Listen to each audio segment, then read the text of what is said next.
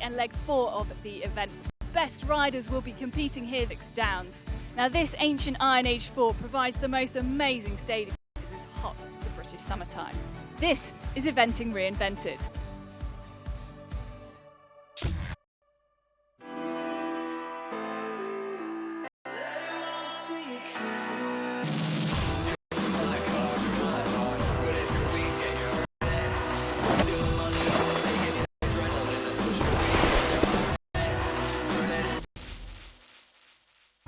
Welcome back to beautiful 2018 Event Rider Masters Series, and what a lineup! Well, former World European champions at 6 and 7 different yesterday. Today it is all about the jumps. Before this afternoon, the thrills of the cross-country phase. All preparations for this show jumping phase and adjustments that they need, making sure that they're towards the show jumping, which minutes time. We've got so much. Delighted to have you with us. Do stay tuned as well. Joining me in the studio for the show jumping phase. Delighted to have you with you. It's going to be a good day. Jumping day at Barbury, Nicole, no better place to be. Well, we can't wait. Let's go back and just remind ourselves of how all of the action unfolded in. Two of the world's best horses and riders headed to Belgium for the very first time. Le Moulin 2018 winner Janelle Price 0.7 from the dressage judges. A score then matched. The British and Kiwi riders on the leaderboard after this. Burton and Polystar performed 23.6 of their Wiesbaden dressage score, putting them Tom Carlisle and Upsilon, who marked with a superb test to score 23.3 of a penalty, going on to show. Course posed questions at answer were one of 5 pairs to fall foul combination, dropping them out and Kilnabrad and Evo capital to second. The pressure proved too much for dressage.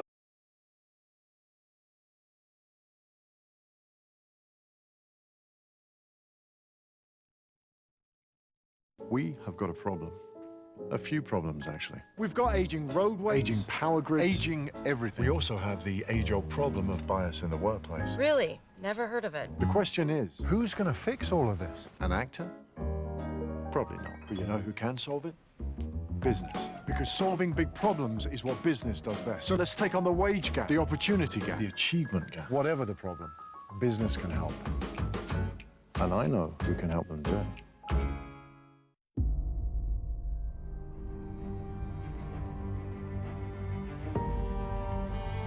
Saw 2 of the hot favourites retire from the competition and leave those top spots wide open. A podium position had thus been Bill Levitt, here with Shannondale Titan, but this was their moment. A clear round in just 6 seconds over the optimum time, and the combination finished on a score of 32.2 to take third. Laura Collett and London 52 just pipped Levitt into second, clocking a faster cross-country time just to them. But it was this competition by storm, with a blistering time of 5 minutes 58 seconds, 2 seconds onto the optimum, and the fastest of the day, 23.6, to take victory Of the phases. So we've no doubt that that series leaderboard is going to change this weekend. Can Laura Collett hold on to the top spot? Well, you'll have to watch this space to find out. She'll be at 9th. Morning to Hannah. Morning, Nicole, and what a morning it is. The crowds are pouring in, ready for plenty of action here at Barbury. And what a view they have. The show jumping arena right behind me. All the action starting very shortly. The sun is shining, everyone's in a good mood, and we're going to have a cracking day of competition. Well, we can't wait for it to get started. The competition is hot. The weather is red hot here at Barbury as well. And we hope everyone here has got their sun cream and their sun hats on. But yesterday, it was all about the style and the grace of the dressage. And there were plenty of thrills and spills in that first phase as well. Let's just remind ourselves of what happened. Day 1 of the 4th leg of the Event Rider Masters, and the competition was as hot as the weather at the St James's Place Barbury Horse Trials. How does it feel to be at the top of that series leaderboard? Well, it's a bit of a surprise, but it feels pretty good. It'll feel even better if we can stay there. World number 1 Oliver Townend produced yet another sterling dressage test with Kilnabrad and Evo, securing 3rd on our overnight leaderboard with a 25.3 as the final combination of the day.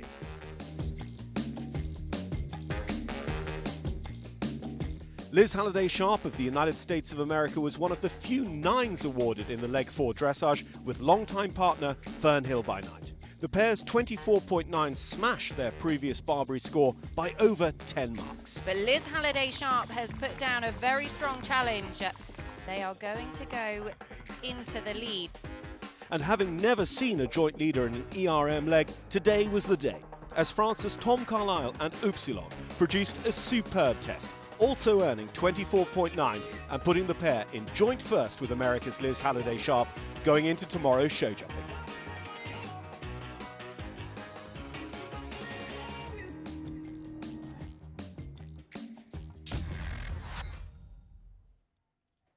Well, this is how things look after the first of the 3 phases. Nothing can separate Tom Carlisle, Liz Halliday Sharp at the top of the leaderboard, and just one pole in the show jumping covers the top 7 on the leaderboard as well. Keep an eye out for Oliver Townend, Kilnabrad and Evo could be big climbers upwards in this second phase. Flora Harris and Bayano, another good test from the former Bramham winners as well, and Laura Collett de Capo inside the top 10. A little bit further on, a good test for Marcio George, the Olympic Brazilian. Coronel MCJ 31.7. He was pleased with that test, as was David Dole and Iceby, well placed inside the top 20. Bit of disappointment for the Barbury specialist Andrew Nicholson with Swallow Springs, not making life easy for him, 35.5. And Felicity Collins, RSH contender, has actually withdrawn before the show jumping, so won't be coming forward. The drama, of course, came from Izzy Taylor, Director General, who unfortunately were eliminated for prolonged resistance within the dressage phase. Well, we're delighted to say that we've been joined in the studio by eventing legend, Yogi Breisner. Yogi, delighted to have you with us. Looking forward to hearing your thoughts on the show jumping. Yes, I've just walked around the course and I think that they've produced a very interesting, exciting course. And of course here at Barbury you have the undulations where they take you up in the show jumping ring, up past the water jump, up on the second level, which is right in front of all the hospitality marquees, so that people get a real close view of it. And I think they've been clever at fence number 5, where they have a double coming off the bank and then down. And then there is an alternative. You can either jump a very angled, quite upright, with a plank on top, vertical, to get back to number 7, or you have to go a bit longer down to number 6, turn back on yourself to jump number 7. And I think that if the time is tight enough, then doing that is basically just going to give you time penalties. But it's not just over yet, because you then have a very nasty double of uprights at number 8 and then 3 more. It's going to be tough, isn't it, Yogi? And Sam, in terms of the dressage yesterday, was it as equa ratings expected? Well, a lot of the ranking is the same. You know, no shock to see Oliver Townend and Thomas Carlisle right up at the top of the leaderboard. Bit of a shock not to see the winner from 2 weeks ago, Christopher Burton, there in a podium position. But it's still a lot of jumping to do, and Polystar will be strong in that phase. So a few mistakes yesterday. Top riders will want to get that right today. Well, we're looking forward to the show jumping in just a few moments' time. But of course, Laura Collett is our series leader coming into leg 4. Can she hold on to that series armband? We'll have to wait and see to find out. But let's just find out a little bit more about Laura in the meantime. It's all about Janelle, every time. It's my face.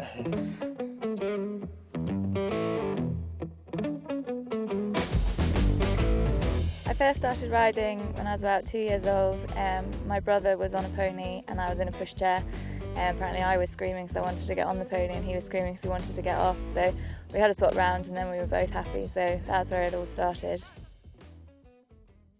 When I got to the age of about 12, 13, decided I wanted to do something a bit more exciting, but I wasn't sure what I wanted to do. So I went and bought a 14 to 5-year-old pony who was actually called Noble Springbok. Joined the pony club and did some eventing and got bitten by the eventing bug. That pony ended up being the pony that took me to the European Championships and won an individual bronze and team gold medal. So I'm super lucky to have him as my first insight into eventing.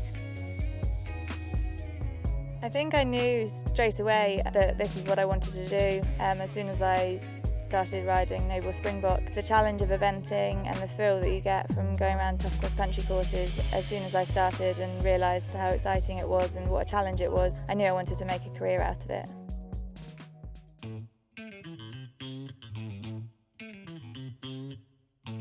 The London 52 is a really exciting young horse. He's a 9-year-old. I bought him when he was 7. He just show jumped, he hadn't done any eventing, and I actually went out to Peter Thompson's in Germany and I saw him trotting around the school and kind of fell in love with him. So I came home and I asked a couple of my current owners, Keith Scott and Karen Bartlett, if they'd be interested in coming in on owning him with me, and luckily for me that they went for it and trusted me. He did Arville's ERM where he was phenomenal. I never expected him to finish on the podium.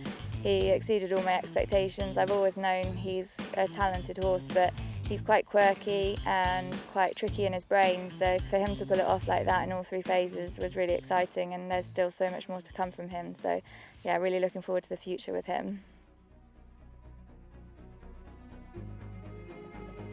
I'm really excited to be currently leading the ERM series. I never in a million years thought that would happen, but fingers crossed we can keep it up.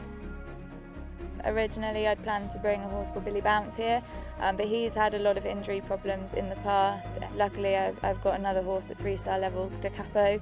I've had him since he was a 5-year-old, so I know him really well, and he's just done the 2 CIC 3-stars, but hopefully he can, be as successful as London was in his early 3-stars at Arville. So yeah, there's a lot of pressure, but he's a very straightforward horse, and he can be quite flashy on the flat, so fingers crossed he can pull it out the bag.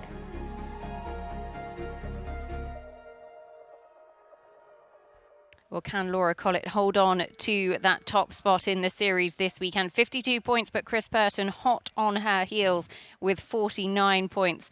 Well, perhaps just time for us to take a moment and talk about the show jumping, because actually this time 12 months ago, Sam, the show jumping here wasn't as influential as we thought it might be. Yeah, 12 months ago was the absolute outlier in the Event Rider Masters history. The clear rate went above 50%. It got up as high as 60%. We don't normally see that in the Event Rider Masters. The average is 25%. Just 1 in 4 people jumping clear. Yogi's been down and looked at the course, and looking back at it behind us here, it looks far more difficult this year. It looks taller, and they've been very careful and clever with how they've placed some of those fences. So we think that there will be a lot more faults this year, Nicole, than what we saw. And Yogi, you've touched upon how they've positioned those fences. Our course design has been very clever. You've already said you think it's going to be tougher than last year. Just how difficult is the use of the undulation in the arena? I think they are, and also the fact that when you do come up on the top level, it is quite spooky there. There are a lot of things going on around you, so horses' attention might go away from the jumping.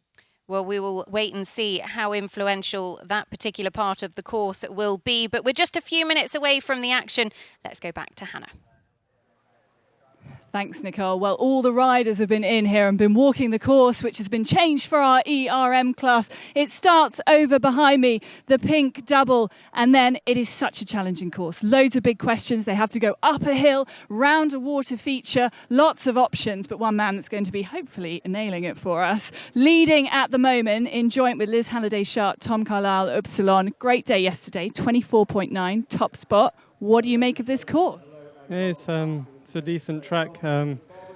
Last year I felt it was slightly on the easy side, and everybody started to get nervous because clears were falling off everywhere, and you had to be really cautious how you were riding it. Now this year it's a proper up to height, it's bigger, there's a lot more technical. The ERM option has more sense this time. Now it's going to be a tough course, and it's going to be a challenge. Yeah, hopefully I'll ride better than last time.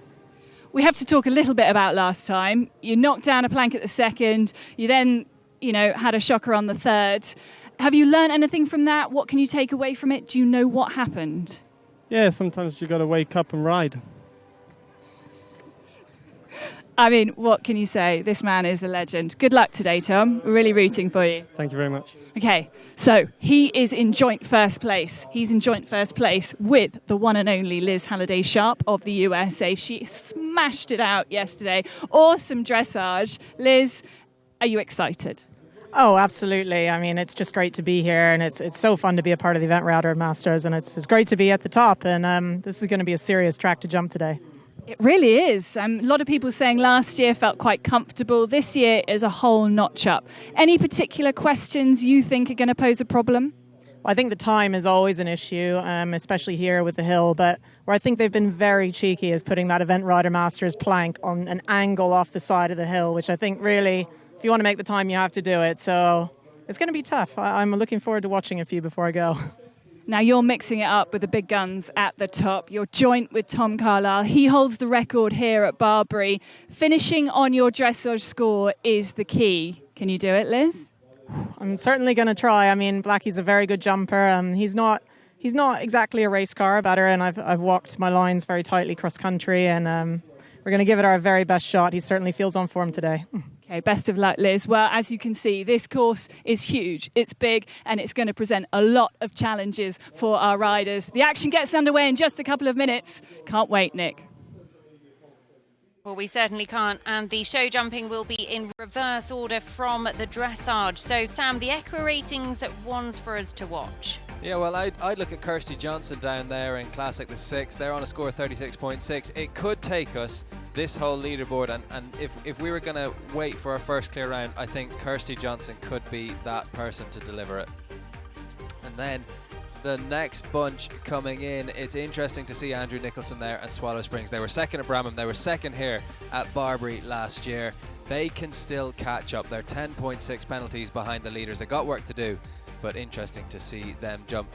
Now, look at Laura Collett, Tim Price and Christopher Burton. They are one after the other. It's going to be Chris Burton in first, but they are the three big players in terms of the series. So Chris Burton, Laura Collett, Tim Price, that's going to be three back-to-back influential rounds of the series.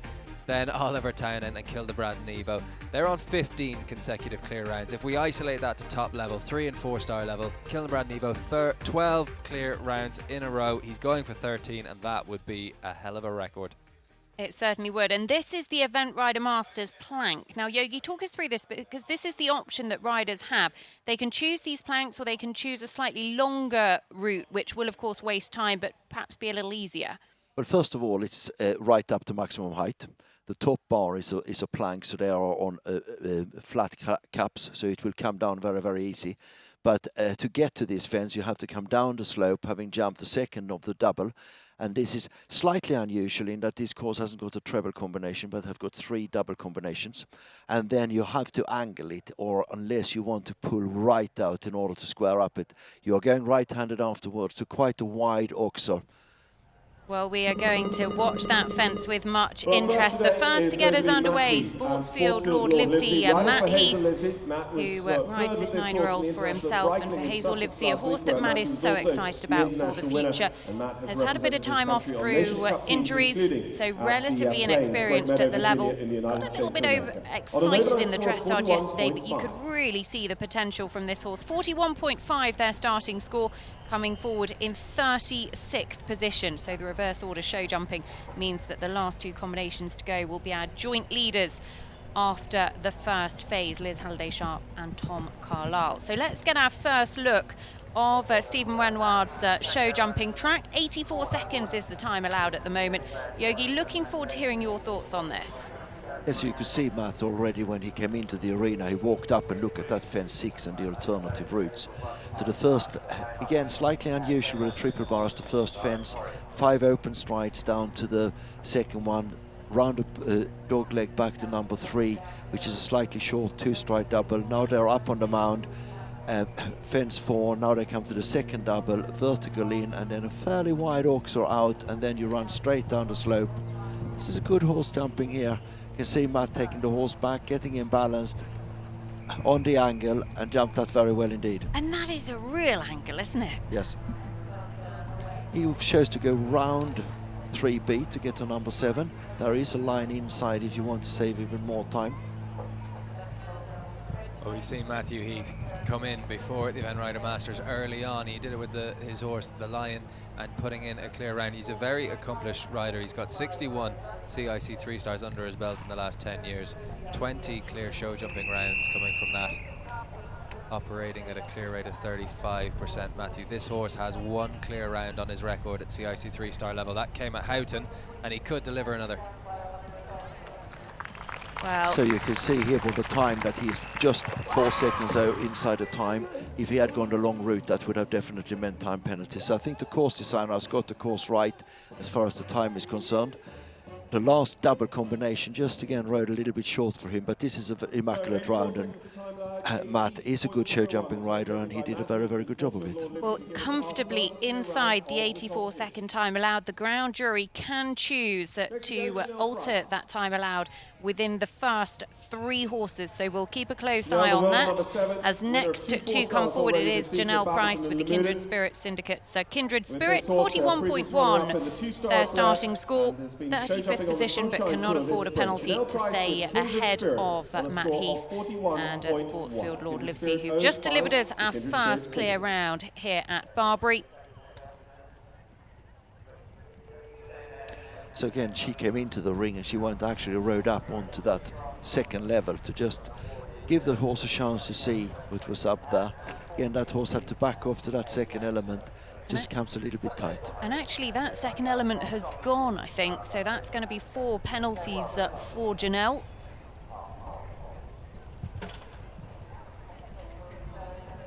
Well, of course, designer can sometimes panic a go when the first person goes in and jumps a clear round comfortably, but as I said, Matthew Heath's done that before. Kindred Spirit, though, doesn't have the best show jumping record. They didn't jump clear in Tattersalls on their last round together. They had 1 down, that was with Janelle. And she did take the longer route to the planks, Yogi, but still paid the price. She just still jumped the plank, which is the quicker route, but she did go out round a fence that is not being jumped here, giving herself plenty of room to get square to the plank, because if you come straight down the slope, you have no option but to just angle it a little bit. Well, the poles are unfortunately falling here for Janelle Price. 4 down so far as she comes to the SAP Oxer. And don't forget, you can download the SAP Spectator Judging app to get involved with letting us know who you think is going to jump clear. Well, the time has turned red, so the time penalty is clocking up as well. It's proving very expensive for Janelle Price. It's going to be a 31 to add 72.1.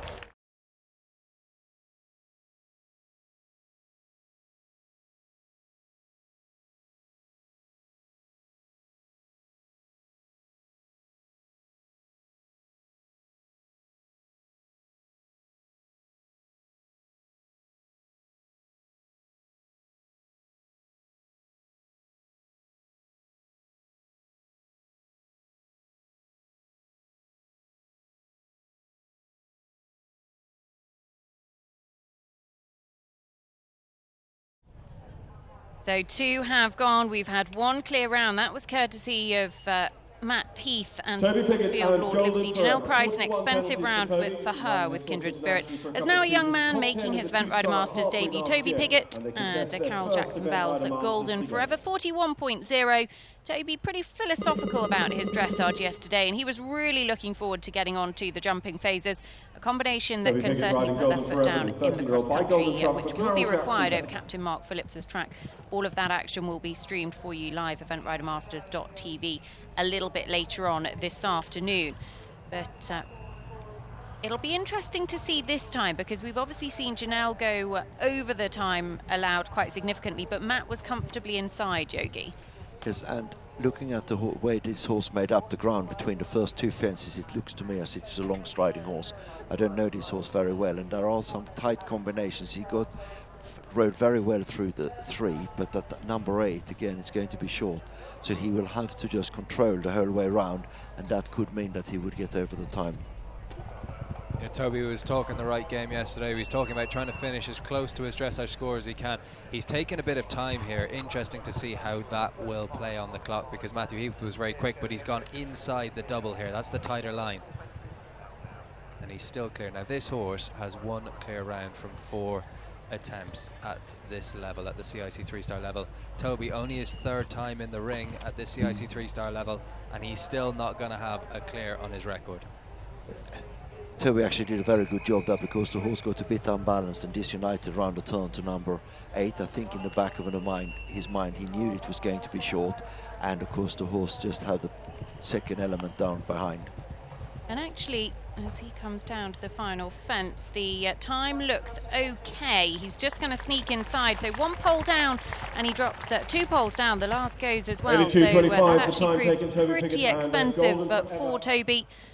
But still, a combination to keep an eye on a little bit later on this afternoon. 8 to add in total for Toby Piggott and Golden Forever. Combination who were top 15 at Tattersalls over in Ireland a little bit earlier on this spring. So we've seen 3 combinations have gone. The time allowed 84 seconds. Two have made it, one hasn't made it, Yogi. Do you think the ground jury will keep it the same? I think they will leave it the same. The time looks just about right, because whilst Toby wasn't fast, that horse covers a lot of ground and he was very economical around his turns. So if you just need to keep your whereabouts the whole way, not waste any time around the turns, and just cover the ground as you're cantering up onto that second level. Well, next to come forward, it is Andrew Downs and Rakain Bay. Andrew on a score of 40.3 in 32nd position coming forward, and rides this horse for himself and for Nicholas Moss. Were top 10 in Stragom over in Poland last year. And well, Andrew will have to defy the odds in both terms of jumping a clear round and keeping inside the time here. They've had penalties in both aspects in some of their rounds, coming at Stragom in the CCI 3-star, Mill Street last year as well in 2017. The horse still looking for his first clear round at this level of the sport. Be a bit of confusion happening down there as to when Andrew will be starting his round. There goes the bell. So he's actually been in the arena for a little bit longer, Yogi, than he perhaps would normally be. Maybe the ground jurors deliberating a little bit about the time and time penalties, and that's why they gave themselves a bit more time. We'll watch this space. We'll bring you news on that time very shortly. Andrew and Rakain Bay, 40.3 their starting score. Can't afford any penalties to stay ahead of Matt Heath, Sportsfield Lord Livesey, 41.5. So there goes a pole. He was caught out at the short distance in that first double.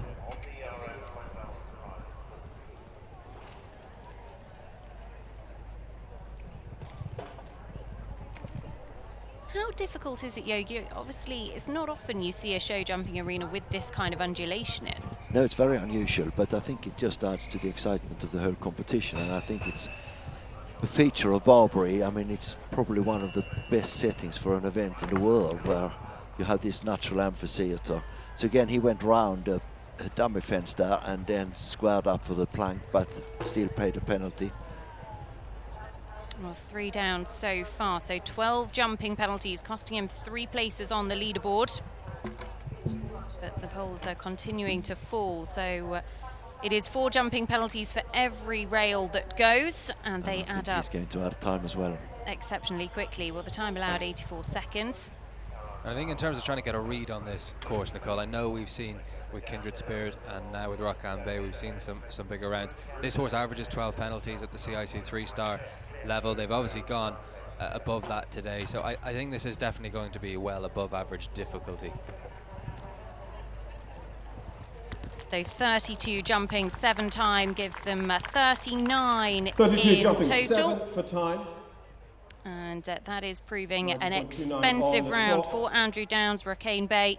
It'll drop them down the leaderboard. They'll stay into a 36. I think it also showed how good a run Matt rode and how well his horse was jumping. To be fair, he actually made the course look pretty straightforward. I think you've hit the nail on the head there. When the first horse comes in, Yogi, and makes it look as straightforward as at the 4-star level in South Australia and Matt did, that's a lot to live up to, isn't it? Absolutely.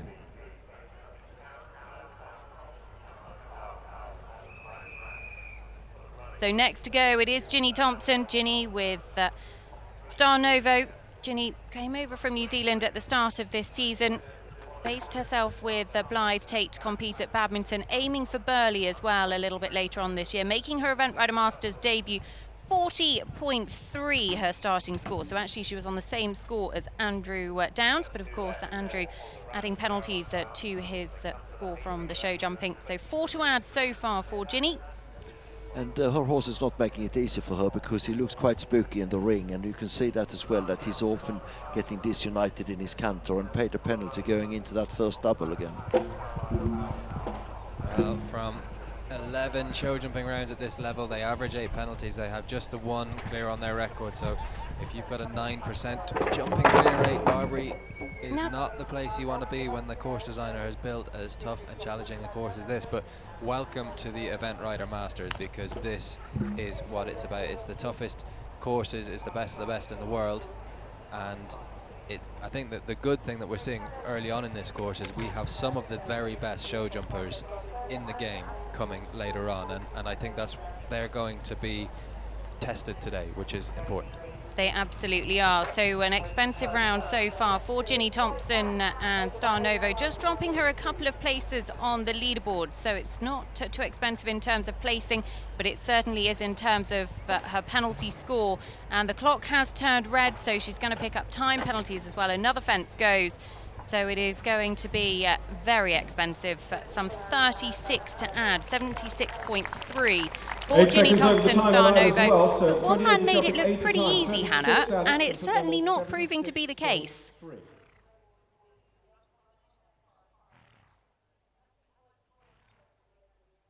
Well, we'll hopefully catch up with Matt Heath very shortly.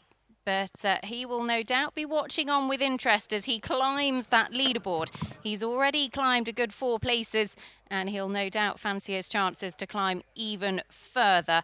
And this is a horse he thinks so much of for the future. Well, we'll go back to hear from Matt, who is now with Hannah.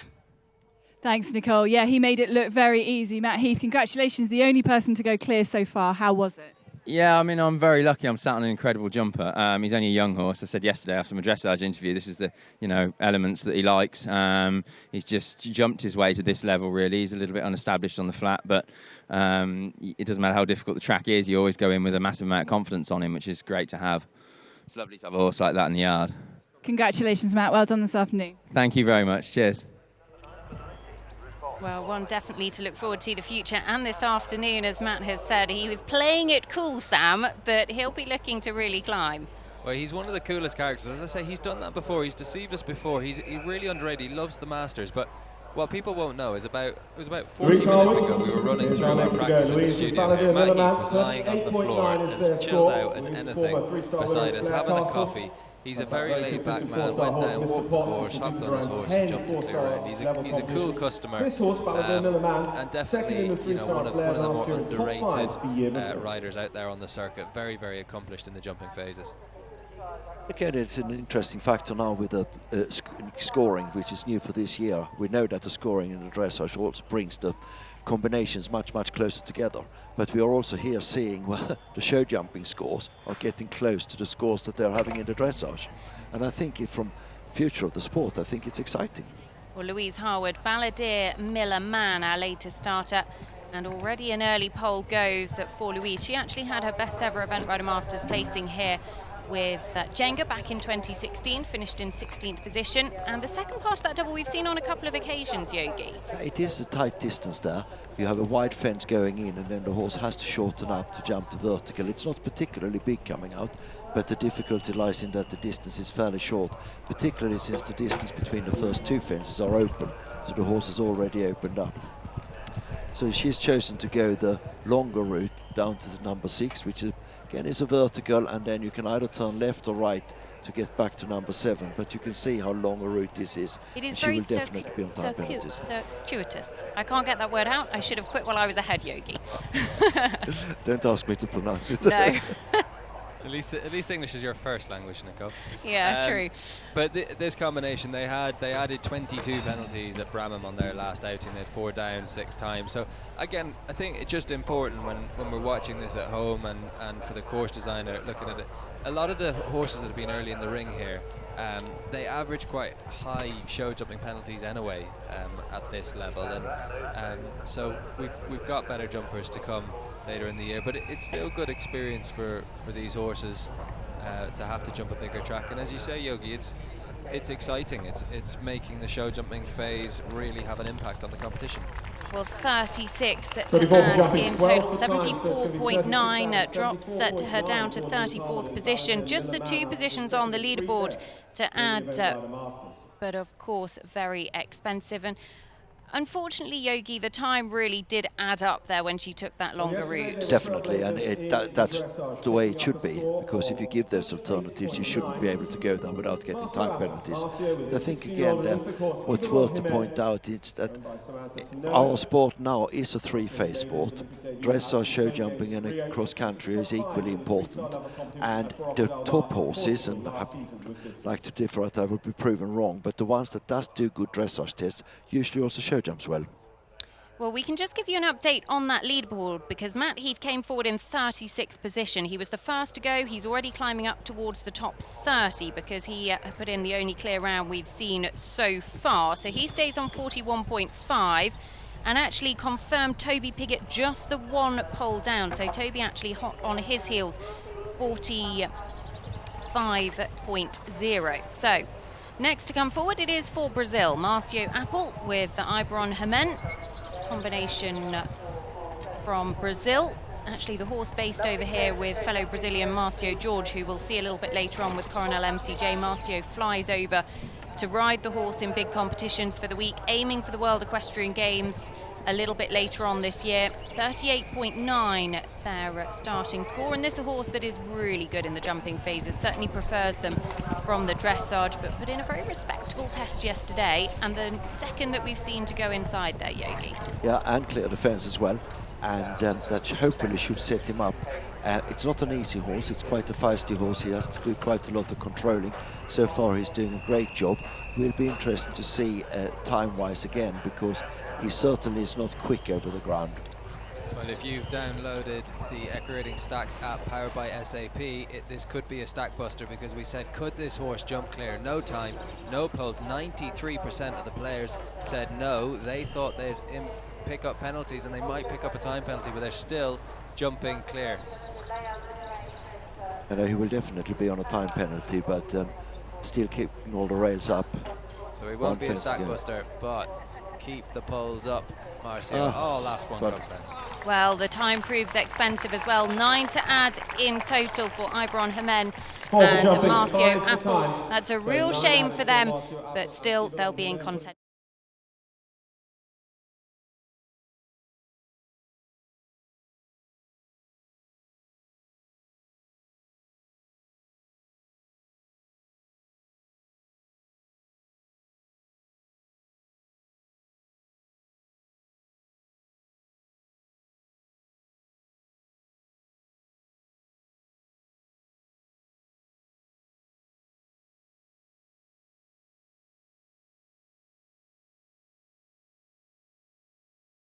The clocks.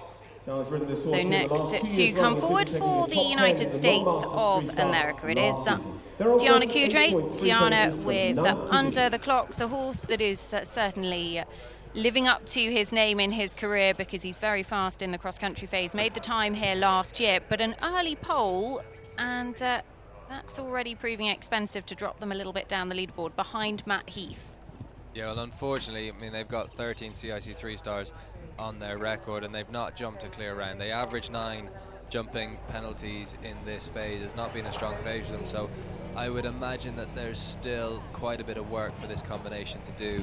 And there we see the front rail just coming down with the back legs for Under the Clocks and Tiana.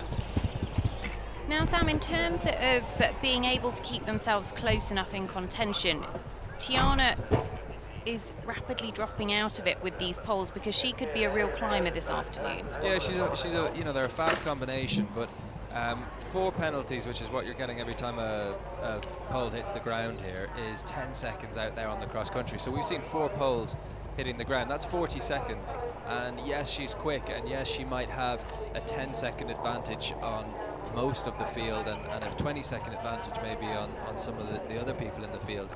But she's lost that advantage today. She would have needed to have kept the rails to less damage than this. And actually the time looking fairly tight as well. As she comes down to the last, she might just sneak inside it, and she does just sneak inside it. So 16 to add, 54.3, drops her 2 places on the leaderboard. She goes behind Matt Heath, behind Toby Piggott, and they both continue their rise up towards the top 20. I think nowadays in the sport, the way it is developing is that you get, if you have a clear round at this level of competition, you are almost climbing 50% up the leaderboard. Yeah, it has it's tightened up a lot, and it's a very, you know, show jump is quite dramatic because you go from a clear round to 4, you're getting it in increments of 4, which is a big jump. So here's your next clear round, Sam. Well, this is the one, Sam, you put up. We can just see there the vertical at 12, the final fence, proving the most influential, having been knocked 5 times so far. And don't forget, you can get involved with the SAP Spectator Judging app as well. Sam, you put them up as a clear round. Are you going to stand by that following what we've seen so far? Well, it's obviously very difficult to jump clear in there today, but they are probably the best jumpers of this first session on paper, and there we go, I've cursed them straight away. They've had the front rail of that double, but this is definitely well above average in terms of difficulty for this level. And Matthew Heath, he was just on a 9-year-old, the horse that jumped clear at this level before, clearly a horse on the up, and clearly from what we've seen this morning, a horse to watch in the future in terms of being very, very proficient in this phase. But Classic the 6th. 1 down will be a good score today, and it could potentially, if backed up in the next phase on the cross country, where we know the time is going to be a big factor as well, it could be good enough for a top 10 finish at the end of the day, which is in the Masters as valuable, lucrative, and great to have on the CV. And look at her time, how efficient has this been? Well, this is so easily inside the time that it makes it look really quite too easy, and it certainly isn't. 1 pole down, and Kirsty Johnston 40.6 goes ahead or stays ahead of Matt Heath. So certainly a really good round for her, and she'll be ruining the first part of that combination on top of the bank here at Barbury, because it proved expensive, but it is still a good round and lots to like from this horse. Only 9 years of age. Likewise, Matt Heath only riding a 9-year-old as well. So we've seen the youngsters coming to the fore so far. Toby Piggott, the other best round we've seen, he also just rolled the solitary pole. Kirsty there rode a fantastic round when it came to the lines the whole way around. She was very economical, a real example of how you actually ride a show jumping course, thinking about the tightness of your lines, keeping a rhythm the whole way around. I thought she did a very good job. On 36.5 penalties, Tom McEwen. Well, I reckon if you hadn't invited the commentator's curse on Kirsty back in that last round, she probably would have jumped clear. It was very, very good. Tom McEwen, very good in this phase as well. Incredible stats for him as a rider. He jumps clear 49% of the time at CIC 3-star level, and that is very, very good. That's a high percentage. And Roxy, unfortunately younger, she hasn't had a clear round at this level. She's not going to have one today because the front rail of that double has come down. Now that would actually still keep him ahead of Kirsty Johnston and Classic, but that unfortunately doesn't. It drops him below Matt Heath as well. And you can see there from the capture earlier which fences were the most influential. Having said that, the poles are actually coming down all the way around. We've had the first fence down, we've had a third fence down, fourth, fifth fence down, sixth fence down, seventh fence down. So the faults have been spread all over the course, and that is the sign of a very, very good course that's magnificently presented. Yogi, what's your opinion on the angle there with the planks? We saw Tom going around the vertical to get very straight. I mean, we're so used to training and jumping these horses on angles now all the time. Do you think it really does invite the obstacle to fall a bit more, or are horses used to leaving it up? I think leaving it up is very much due to how careful the horse is, because it's one of those fences. But you could see down Tom's horse, by going out, it jinxed him, it lost his balance a little bit, and I often think that it's much, much easier. Just inside the time allowed, 32. 32 to add from the show jumping, so dropping 4 places on the leaderboard, Tom McEwen and a Royal Roxy. And this around Yogi that really proved pretty expensive. The horse just didn't quite get up enough in front. No, I mean, I think we are seeing an unusual course here. I thought it walked a difficult course. It would be interesting to see when later on in the field how it all pans out. I don't think we're going to see that many clear rounds here. But I think this is what is important for the sport to realize, that it is 3 phases and the show jumping is influential as well. Absolutely. Well, Warren Lampard, Sylvia, 35.5, their starting score. Warren making his Event Rider Masters debut with this horse. 17 years of age, this mare now. And don't forget, you can vote for your Event Rider Masters Super Groom using the hashtag ERM Super Groom. Hi-ho Silver donating a prize, but 2 polls going there, proving expensive for Warren. 43.5. Well, Sylvia, despite being 17 years of age, hasn't jumped clear in a CIC 3-star before, and the Barbury Event Rider Masters is not the place to come looking for your first clear. So yes, we're seeing people having a difficult time in the show jumping ring this morning, but a lot of them already with poor enough form in that phase as well. So really looking forward. We saw Kirsty Johnson doing a really good job and just having one down. We saw Matthew Heath making it look very simple as the first horse in, and I imagine that everybody watching then from a management point of view here at Barbury, the course designer, the ground jury, the ERM management, looking at it going, God, have we got an easy course on our hands? We thought it looked difficult, but we also said, Nicole, that last year, because the clear rate went as high as 60%, and it was clearly too easy last year, that they often overcompensate. They often say, oh, well, we got that wrong a little bit last year. Well, Warren Lampard, Sylvia coming to the end of their round, an expensive round. The clock's going to tick up as well. The last goes 3-time penalties at 24 jumping for Warren Lampard. So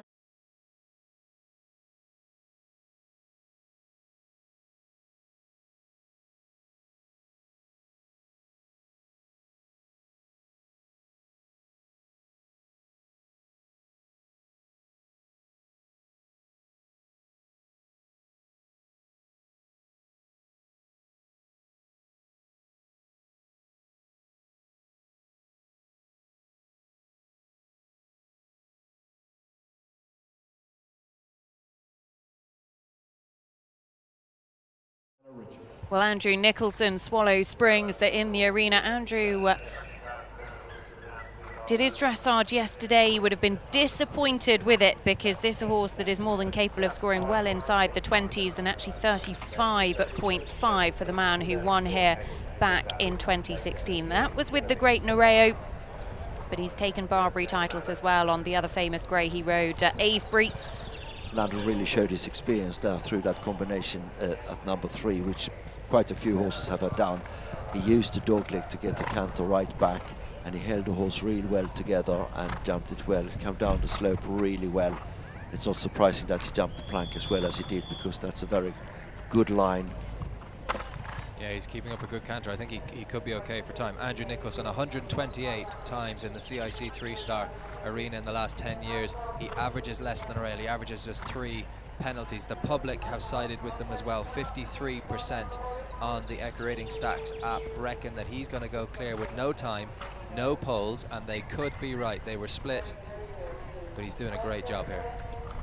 Yeah, he should be all right on the time. And this will put him back in contention. This man could end up on the podium if he keeps the rails up.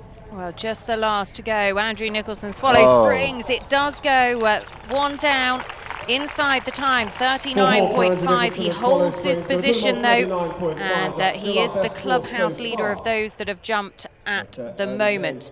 So Andrew Nicholson and Swallow Springs, I mean, you could really see every ounce of his experience there, couldn't you, Yogi? Absolutely. I thought he did a magnificent job the whole way around. This is where show jumping can be very cruel. Sometimes you jump to what I looked upon as good around as anything, and then you just put a toe on that last fence, and it is a plank again, so it's on flat caps, and that basically means that it comes down very easy, and he paid a penalty for it. It just goes so easily, doesn't it, those planks? As next to come forward, Imogen Murray with her 4-star campaigner, Ivor Gooden, owned by the MS team and Ivor Ward. It's a horse, Sir Charles, as he's known on the yard at home, really does know he's the superstar on Imogen's yard. Just outside the top 10 at Badminton this year, but in one of the fastest rounds of the day, the 3rd fastest round of the day at Badminton. But it is their first run back, so I'm not entirely sure they'll have their foot on the accelerator on the cross country. If they put in a clear round in the show jumping though, who knows what will happen, because they could see a real climb up towards that podium. Well, this is a horse who's really developed throughout its career. Only 1 rail down in their last 6 internationals, so really good recent form. If we rewind the clock a little bit, their CIC 3-star stats overall: 11 runs, just 3 show jumping clears, 10 times in the show jumping arena, so coming at just 30%. But they're doing it well here. Again, 70% of people on the Stacks app think that they're going to jump clear, so the public are with them, and they'll be feeling pretty good right now down the last line. Well, as she comes to the last couple of fences, we saw it go for Andrew Nicholson. She saw her stride a mile out, and she unfortunately pays the price as well. Imogen Murray, Ivor Gooden, another to have that final plank down, but still it is a very good round, just the 4 to add, and she stays ahead of Andrew Nicholson, 35.2. Add those 4 penalties, 39.2. Yogi, that was a real shame for them. It was a real shame, the same as with Andrew Nicholson. And Sam says this is a combination that has improved a lot in the show jumping phase. She's worked very hard at it, both the way she presents around the course and her own position, and she might have kicked herself a little bit that she went a little bit free to the last element, but that's the stride she was on, and she had to commit. Unfortunately, had it down behind. And is that chasing the time perhaps a little bit? You know, knows the she time was well is tight. inside the time. She had taken a tight route, so she should feel that she was well within the time. Well, I think it was more the stride she was on. It gives Georgie Strang, our next combination to come forward, a bit of breathing room in terms of holding her position. She can afford one down to hold her position, but if she puts a clear in, she will be climbing the leaderboard. 34.6 with Cooley Earl, the score that she brings forward as we head towards the top 20 in the reverse order show jumping. Yeah, this could be a clear round now, Nicole. They had 1 down at Badminton and they had 2 down at Pope, but those are 4-star competitions. Oh, they've hit that, but it stayed in the cups. Those are 4-star competitions. They jump after cross country. She's seen a stride on the angle down the hill to that plank, and Cooley Earl has left it up. They jump clear at a rate of 71% in CIC 3-stars. They've kept the poles up so far, like the 2 before them. They were clear all the way until the last fence. Will it be the same for Georgie, and can she keep them up all the way to the very end? Well, she comes back towards this last couple of fences, takes the SAP Oxer on the inside line there, and the time is looking fairly tight as she comes back towards the last 3 fences. We'll just have to keep an eye on her as she goes to the final fence. Georgie Strang, will it be clear round number 2? Cooley Earl, yes it will, comfortably inside the time, 34.6. She is going to climb into the top 20, and keep an eye on them on the cross country this afternoon. So 34.6 is the score to beat. But Hannah, this show jumping, my word, it's shaking that leaderboard. It really is. It's such a tough course. Imogen Murray, you just had the last down. Yeah, no, I'm really annoyed with myself. I just got a bit excited to the last. He went on the 5, and I think if I'd have gone 6, he'd have jumped clear. He's an incredible show jumper, and I feel like I robbed him of his clear round, really. But no, it's a really tough course. Any bits in particular which are really tough? I just think like coming down the plank, down the bank to the planks is something that we sort of never really see in eventing or normal show jumping. I think for the event horse, especially to make them careful, is quite a difficult thing that we've probably never practiced before. Okay, well, very best of luck this afternoon. Thank you. So good to hear that well, from we are heading towards the halfway point. We've 2 clear rounds so far. The first came from Matt Heath, Sportsfield Lord Livesey, the first to go in the arena, 41.5. They stay on their dressage score and actually currently sitting in around 4th place in the clubhouse. So they really climb the leaderboard. And the second of Georgie Strang, Cooley Earl. Well, now it is Alex Hewell with Chakiri Star, owned by Lisa Coward, 34.4 in 21st position, coming forward to the jumping. Not a huge number of CIC 3-stars to go on, just 3 in their past 1 clear show jumping round for them out of those 3 that came at Blenheim in the Event Rider Masters class. So they've got some ERM form. They've rubbed a couple, but they're all still in the cups, which is the main thing. Yeah, Alexandra is doing a good job so far around the course, keeping a nice canter in the horse, and the horse is really trying for him. Looks all right on the time, unless he wastes too much in this latter part of the course. He just needs to be aware of not wasting too much time into that last line now, because he went round the last fence to get to the yellow and white oxer, and he's just could sniff at the time penalty. Well, he's going to be very, very tight to that time. Alex Hewell, Chakiri Star jumping clear as he comes to the last, but the clock is going to turn. Oh, 900. Oh, just inside. Alex Hewell living very close to the wire, but 34.4. You wait a little while for a clear round, then two come along at once, and he will no doubt be delighted with that. I think he's going to be having his foot down on the cross country this afternoon as well, so keep a very close eye out for this young man. He's a former Mark Todd Bridging the Gap scholarship winner.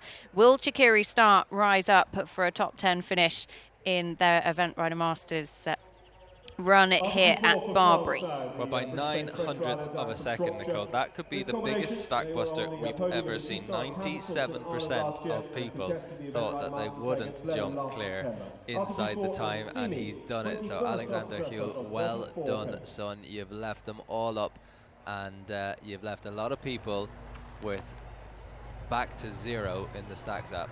Well, don't forget you can download the Echo Rating Stacks game in your app store, play along and see how many questions in a row you can get right. Build your stack. And don't forget to join us on social media at ERM Eventing using the hashtag ERM Eventing. Arthur Dufour and Semi, owned by Sarah Proctor, 34.0. Now, Yogi, just talk us through this, because that wasn't related to a fence, was it? No, it wasn't related to a fence. He did come up there, he stopped, he turned round. Now it's up to the ground jury to decide, did he cross his line, did he lose the forward momentum? I think they will be quite tough on him, but they have given him 4 for it. They've given him 4 for it. And that's a difficult one, isn't it? Just talk us through that ruling, because it wasn't related to the fence, was it? No, but in the show jumping, anywhere on the course where the horse shows reluctance, in other words, stops going, goes backwards or crosses the line, it is an automatic refusal.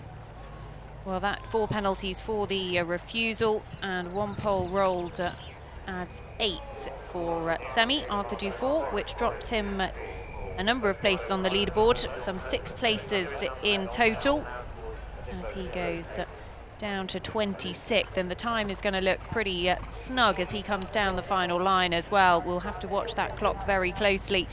It is about to turn red, and actually he has the final fence as well. So 2 time and 12 jumping, 14 to add in total for Arthur Dufour and Semi, and an expensive round for Arthur in the show jumping.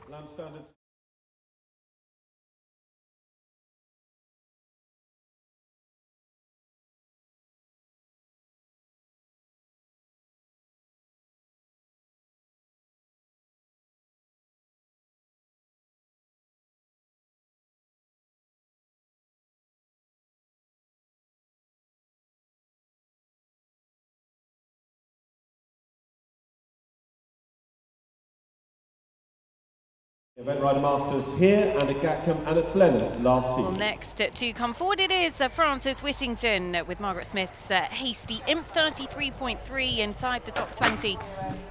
But an early pole, so that cost him 2 places on the leaderboard. Georgie Strang will climb, as will Alexander Hewell. Yeah, they are 33% on paper, this combination. 21 times in the ring for Hasty Imp at CIC 3-star level, 7 clears. Francis, 82 runs at CIC 3-star level in the last 10 years, jumping clear 37%. They've had the early rail. I think the sort of par for the course, and clearly a good round for the course, is going to be 1 down, and Francis now on 2. Yes, I think the undulation here, even though this is an experienced horse, has just thrown him a little bit. He's just got a bit unbalanced coming down the slope.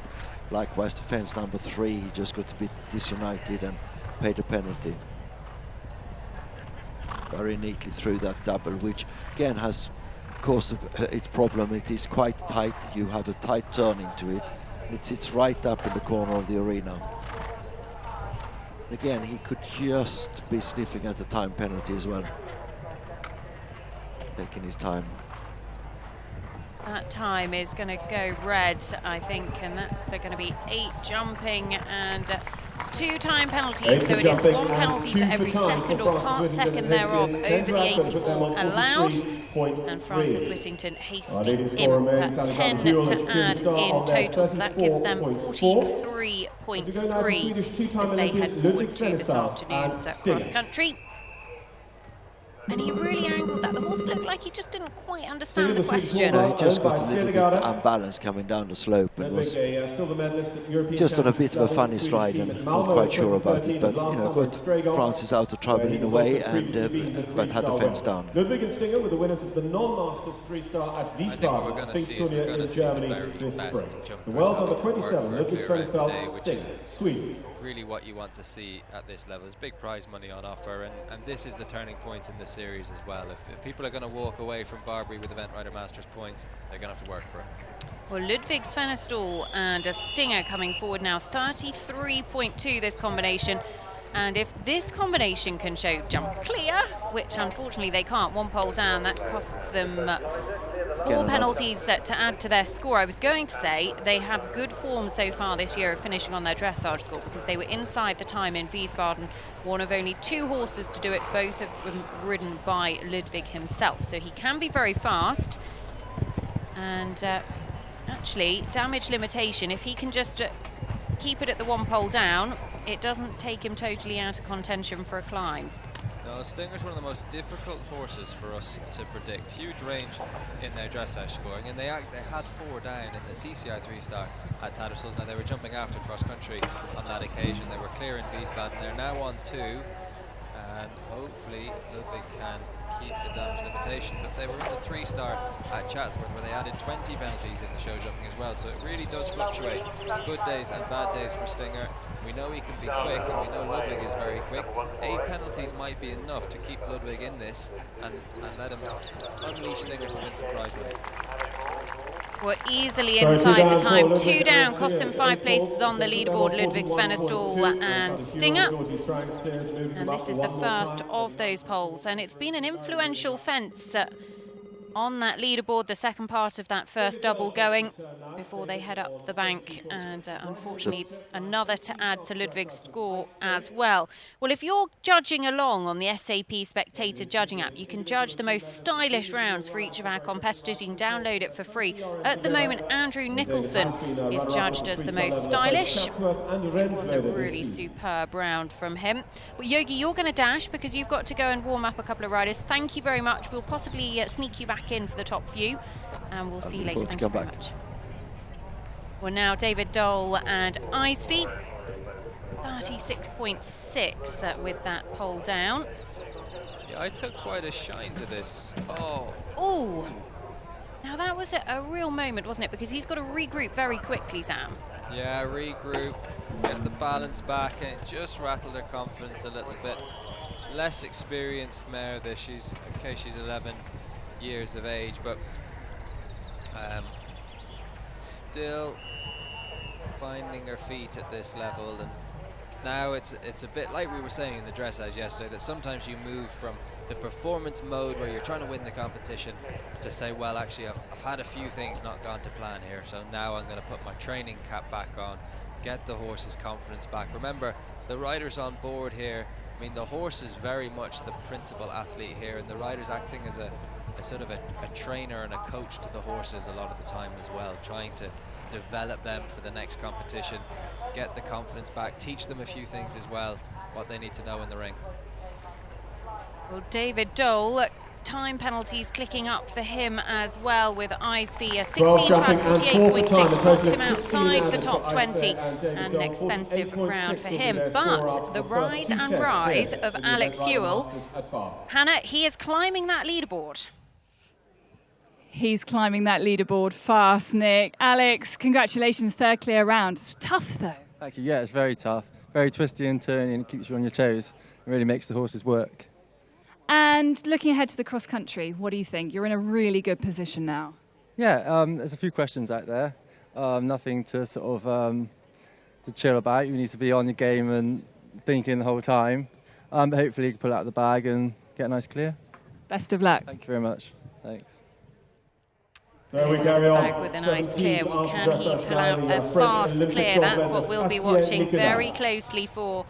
as next to come forward it is Astier Nicolas with Vinci de la Vigne, 32.4, their starting score in 16th position coming forward. News just come in that Flora Harris-Bayano, who were 8th overnight after the dressage, actually withdrawing from the competition. Flora won't be coming forward to show jump a little bit later on this morning. On a score of 32.4. Wow.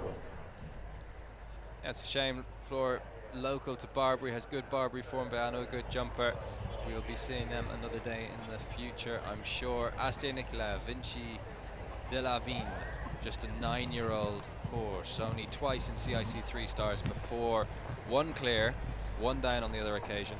And actually a horse that has good Barbury form, was 6th here last summer with Thomas Carlyle in the plate. We'll see Tom a little bit later on, but that was while Astier was off games. But the horse produced an incredible clear round on the final day at Boekelo to put in a 4th place finish in the Netherlands at the end of last season.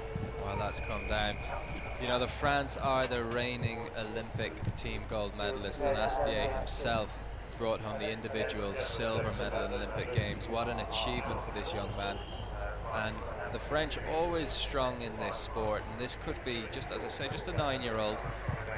Definitely got some ability in the first phase. He's made a few mistakes yesterday, more marks to come, and you can definitely see the ability here in this phase as well. So we could be watching one of the big names sort of going forward in the sport as well. This could be one of the first times that you're seeing on your screens Astier Nicolas, Vinci de la Vigne, a star of the future for France, I'm sure. Well, as he comes down to the final fence, you can just see how easily he's making that time when others have made it look very difficult. That pull down cost him a couple of places on the leaderboard, 36.4. But that was still a very classy round, Sam. Yeah, good round. It looked classy. It looks like, you know, the two of them obviously have plenty of ability, and one down even on paper. That's not going to be a bad round today from what we've seen. A clear round. Now, it's really important when you're watching this in the context of the competition. That one rail that we saw fall, that's 10 seconds out on the cross country. We're going to be talking about, when it comes to the podium, we're going to be talking about a second here and a second there. Fractions is what it's going to come down to. So these poles are expensive. The next person to go in there and jump a clear round and come out with 0 penalties is going to put themselves in a really strong position. Sam Griffith's Happy Times, they come in on a score of 32.1. They're not too far behind the leaders. Well, one pole down keeps them ahead of Astier Nicolas, but he goes behind Alex Huel and behind Georgie Strang, who continue their climb with their clear rounds. So 3 clear rounds so far. It's a horse that is certainly very experienced and would be one that is very reliable in the cross-country phase still to come. Captain Mark Phillips' track this afternoon. The first part of that double goes as well, and we're seeing more riders choosing to angle the planks and come inside now, Sam. Yeah, I think so. Mainly probably influenced by the time, you know, that they're going to see it's a penalty for every second that they're over the time here. So if it takes them an extra 4 or 5 seconds to go around, well, they're basically surrendering that they've had the pull down anyway. So they may as well just go straight down, take their chance, and see how they go. And to be honest, the fence that's taking the most prisoners on the course is that last fence number 12. Well, it's proving expensive so far. 4 down at the moment for Sam Griffiths and Happy Times as they come down the final line. The time is looking okay. They haven't got a lot of time, but they keep moving to the last. 16 to add, and it drops them outside of the top 10, 27th position at the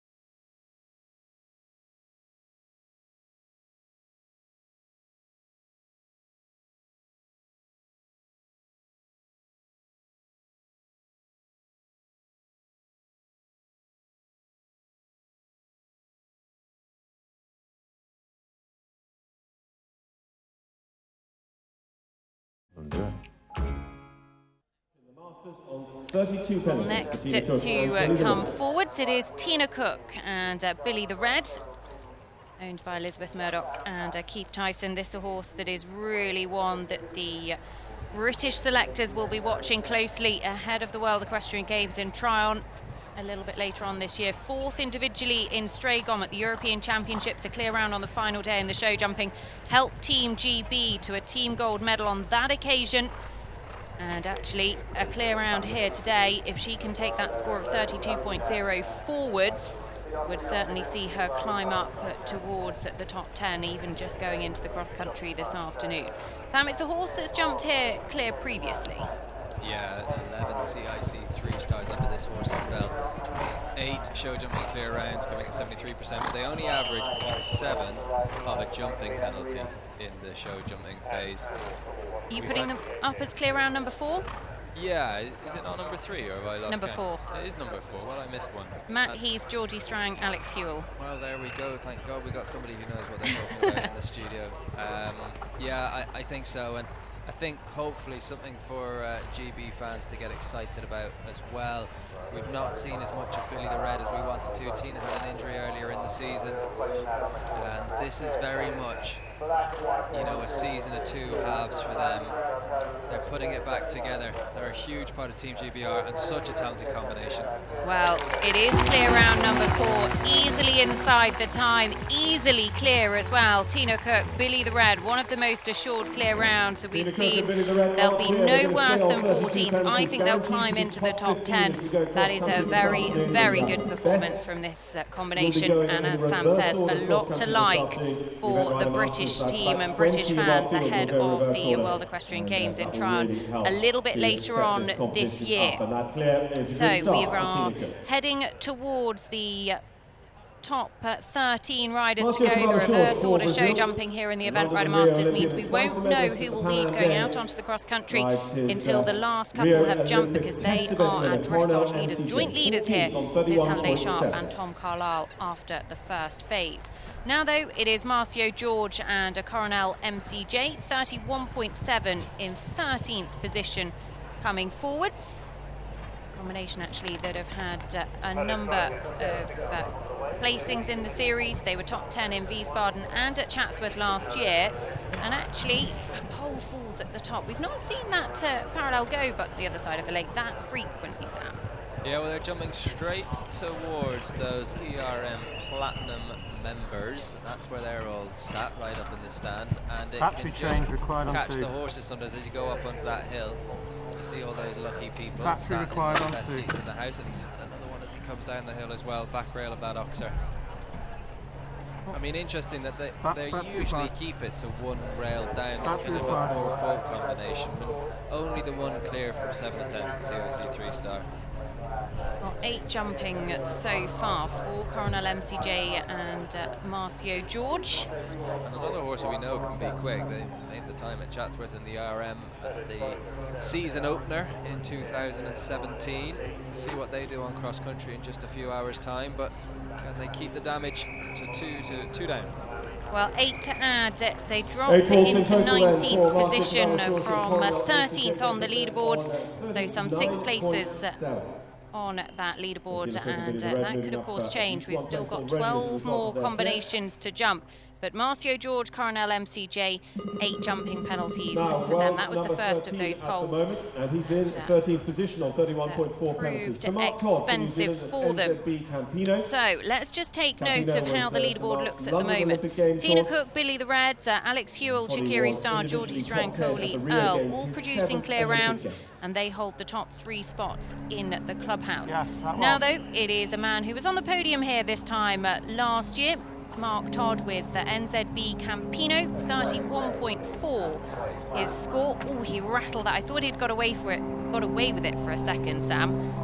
No, and again, look, this is going to be a combination for whom we've seen them 18 times in CIC 3 stars in the past, only 6 clear rounds. It's a 33% rate, and if we're seeing anything today, you know, it's the day for the good jumpers. You know, Billy the Red, absolutely one of those, and when those good jumpers come in, they're making it look quite easy, and it's nice to see a horse who is strong in a phase having a chance to really shine.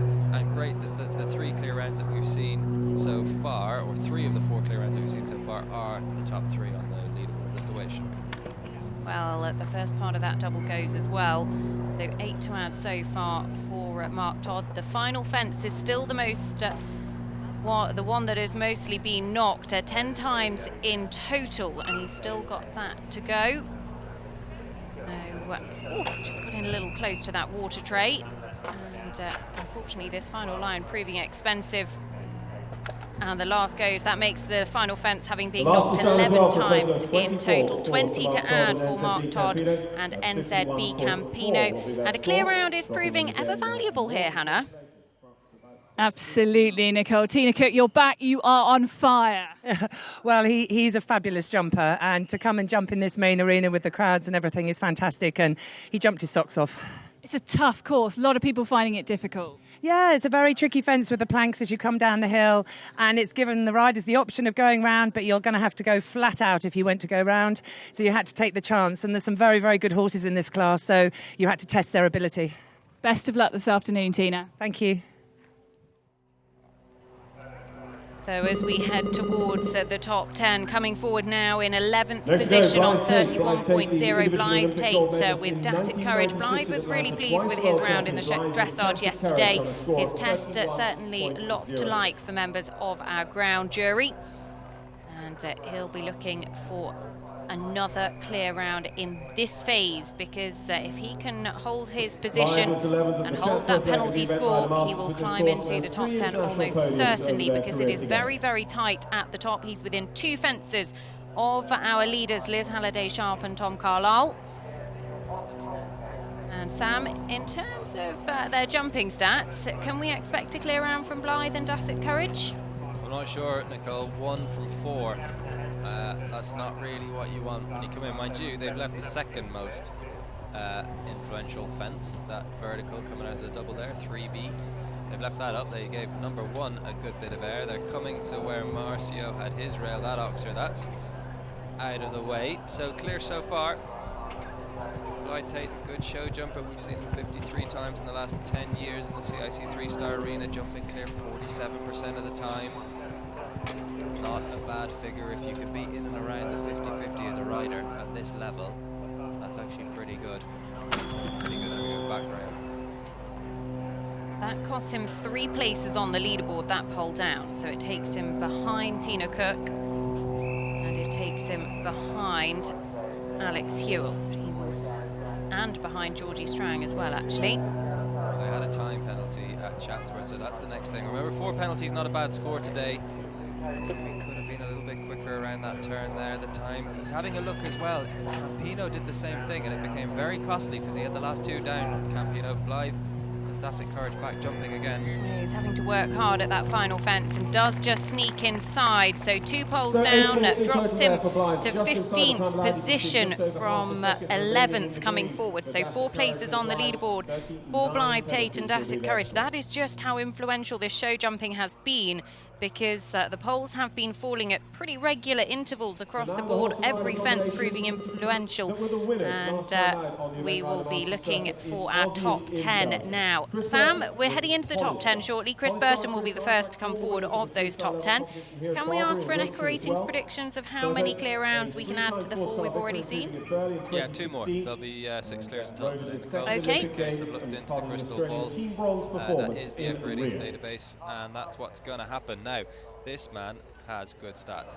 He has very good stats, and Polystar, owned by Trisha Rickards, won in Arville a couple of weeks ago for Chris Burton. Puts him second on the series leaderboard. He is very fast in the cross-country phase as well, 30.8 in 10th position coming forward. And Trish Rickards had such a good start to her year. A pole down there costs him 3 places on the leaderboard.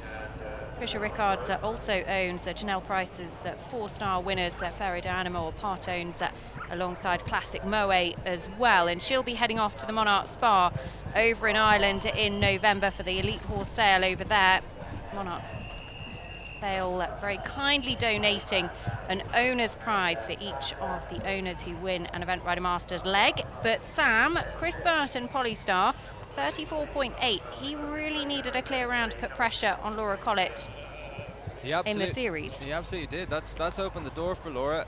Chris is going to be fast out there tomorrow. He's still going to be in a competitive position on a score of 34.8. It's the first rail Polystar's had at CIC 3-star level. This is a horse that spent last season show jumping. 94% of you on the Stacks app thought he would jump clear. I was in the 6% that said he wouldn't. Sorry, Berto. I beat you at golf, and thanks for the rail. Well, he clears the last. The time is so easily inside, 34.8. So it costs him 3 places on the leaderboard. Has it cost him a podium finish?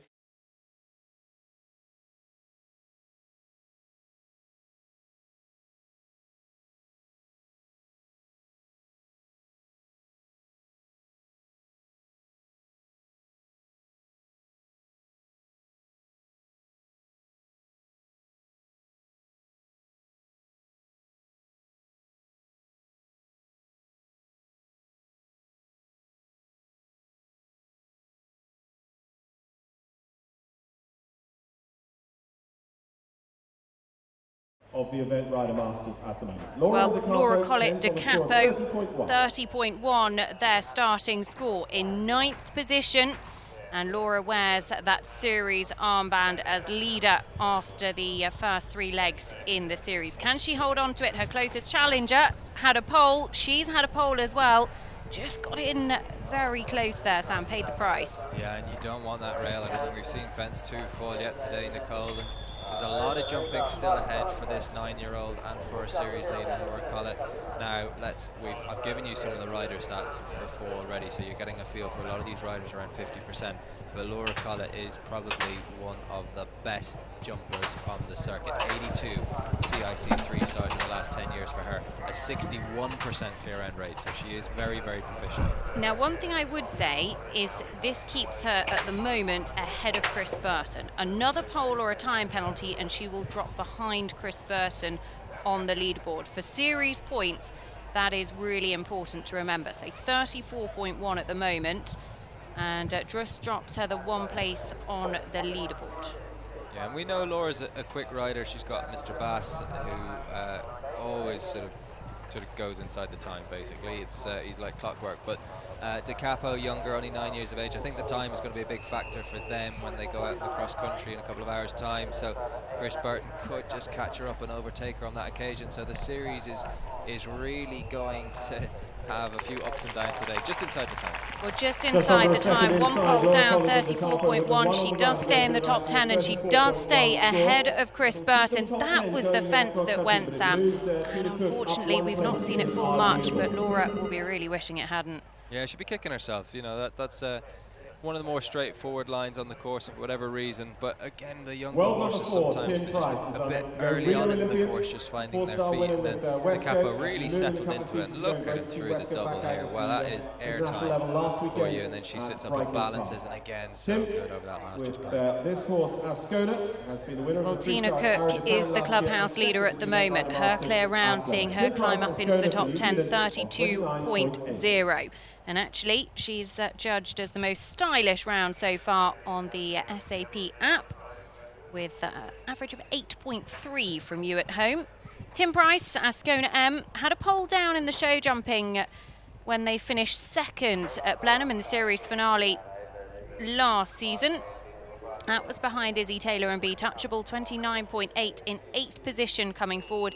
And this is a mare who's had a little bit of trouble returning to that kind of form this spring, but Tim really does think that he's got a right here, and if that's the case, then they are going to be ones to keep an eye on. Okay, so 1 pole down, drops him 1 place on the leaderboard, goes behind Tina Cook. Well, they average 4 jumping penalties from their 5 CIC 3-star rounds, but they've never jumped a clear. They've never had a complete clean sheet in the show jumping, and it's not going to come today. And you wouldn't expect it to, given the trouble that we've seen so far in the jumping arena. So if he can keep this to 1 down and go out on a score of 33.8, he's in 9th place at the moment. He's not going to drop any lower than that.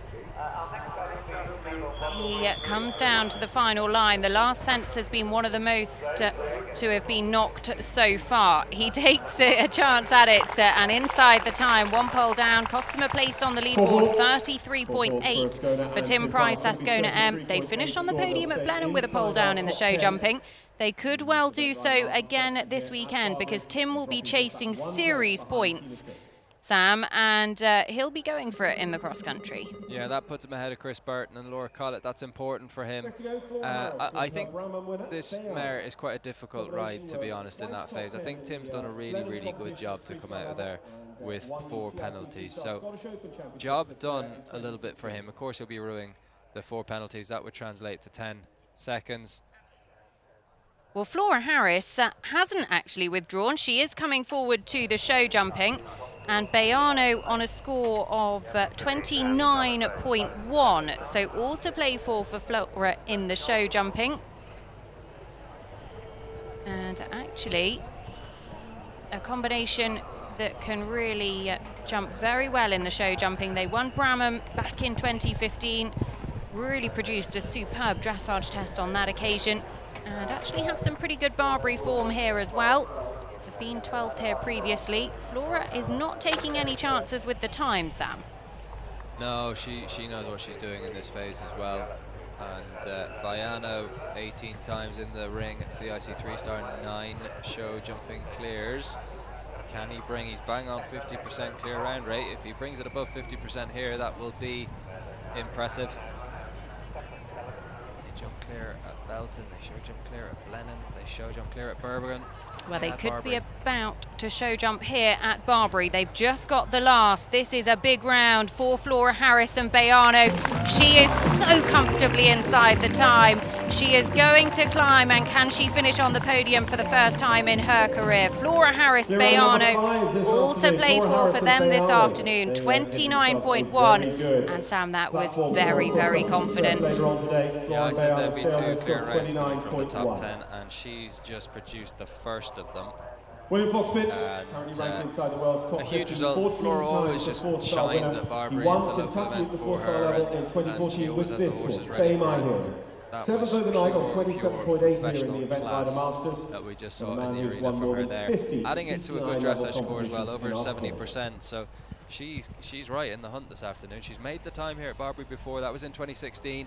10 people made the time on that occasion. I don't think there'll be that many today. Well, one man who actually won here last year in the other 3-star class, William Fox-Pitt, with Catherine Witt's Bay My Hero here today. Won on Clifton Signature last year, one of 5 former Barbury winners in the field. Pole down, and that drops him below Flora Harris. So Flora Harris has started her climb up the top 10. 31.8, Yogi Breisner back in the studio with us. Yogi, my word, there's trouble out there on course, isn't there? There is, and it shows again that if you jump a clear round, you're in the hunt. So both Flora and Tina are sitting on those clear rounds, so they're smiling. Again, tightness of that first combination caught Bay My Hero out and had a rail down. Well, 31.8 will certainly keep him inside the top 10. Another pole would be a lot more expensive and would see him drop a number of places on that leaderboard. So he needs to keep it at just the 1. The time looks okay at the moment as he comes to the SAP Oxa, which does go, and unfortunately that does prove very expensive because it drops him another 6 places on the leaderboard and the water tray as well. So the penalties racking up for William Fox-Pitt, Bay My Hero, as the final fence, the most fallen fence in the show jumping, also goes 43.8 his score after the first 2 phases, so 16 to add in total. We've got 6 riders left to go here at Barbury, leg 4 of the 2018 Event Rider Masters Series. And if you are just joining us in the studio with me, Yogi Breisner and Sam Watson giving us all the equi-rating stats as well. I'm sure there's been plenty of stack busters in this show jumping, Sam, because it hasn't been an easy ride. Yeah, well, a lot of people have been going against the grain. Billy the Red and Tina Cook, they delivered. The public had faith in them. Everybody felt that they would jump clear, but Chris Robert and Holly Starr, I think they felt they would, and they had a rail. Well, Gemma Tattersall and Pamiro 4, owned by Clive Smith, the second most influential fence on course, the second part of that double, but no problems there for Gemma. 27.2 her starting score, and actually 27% of you at home think Gemma will win here this weekend. That's on the SAP Spectator Judging app. Horse that jumped clear in the show jumping here 12 months ago. It doesn't look like he's going to have a rail at the moment. He's really giving them a lot of height. And Gemma just using her voice there as well, Yogi, coming down that bank. Yes, this is a phase where Gemma is very strong in. Her horses jump well and she rides good courses. She's keeping this horse well together. He's a long striding horse. This is a tight combination. She did a great job of keeping the stride short and bouncy on him. She's been very economical with the lines all the way through, so she's not going to be on a time penalty. For Gemma Tattersall, the time is looking fairly snug. She won't want to hang around down this final line. She is clear so far. She's got to keep moving as she comes to the last. Will this be clear round number 6? If it is, watch out for Gemma Tattersall this afternoon, because that is going to be a very fast round. Simply the Best cries out here at Barbury, and she will be pushing down on that accelerator.